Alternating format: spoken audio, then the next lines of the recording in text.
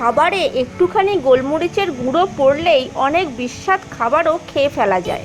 বিশেষ করে স্যুপ হোক বা ডিম সিদ্ধ, উপরে একটু ছড়িয়ে নিলে খাওয়ার স্বাদই বেড়ে যায়। আবার কোনো চাইনিজ রেস্তোরাঁয় খেতে গেলেও নুডলসের সঙ্গে একটু গোলমরিচ না হলে চলে না। কিন্তু শুধুই কি স্বাদ বাড়াতে সক্ষম গোলমরিচ? তা কিন্তু নয়।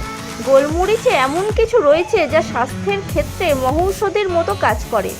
তাই কেবল স্বাদ নয়, স্বাস্থ্যের কথা মাথায় রেখেও খাবারে গোলমরিচ দিন। সর্দি কাশির ক্ষেত্রে গোলমরিচ অত্যন্ত কার্যকরী।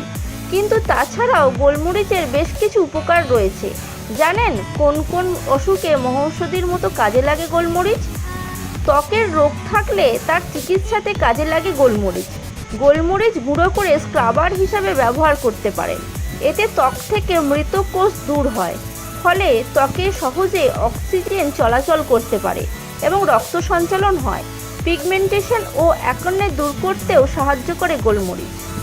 গোটা মরিচের খোসা অতিরিক্ত মেদ ঝরাতে সাহায্য করে, ফলে গোলমরিচ দিয়ে খাবার বানান, শরীরের অতিরিক্ত মেদ ঝরবে সহজেই। গোলমরিচ হজমে সাহায্য করে, কারণ এটি পেটে হাইড্রোক্লোরিক অ্যাসিড ক্ষরণের মাত্রা বাড়ায়। হজম ঠিক থাকলে কোষ্ঠকাঠিন্য, ডায়রিয়ার মতো সমস্যাকে এড়ানো যায়। হজমের সমস্যা থেকে অনেক রোগ শরীরে বাসা বাঁধে, ফলে সেইগুলি এড়ানো যায়। যারা অতিরিক্ত মাত্রায় ধূমপান করেন তাদের জন্য গোলমরিচ খুবই উপকারী।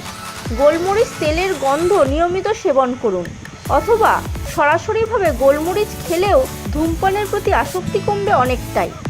দাঁতে ক্যাভিটি বা ব্যথা থাকলে মুখে গোলমরিচ রাখতে পারেন।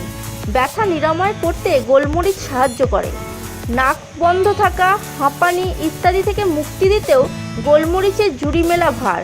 1 কাপ গরম জলে 1 টেবিল চামচ গোলমরিচ এবং 2 টেবিল চামচ মধু দিয়ে খেলে শ্লেষ্মা দূর হবে, গলা ব্যথা কমবে।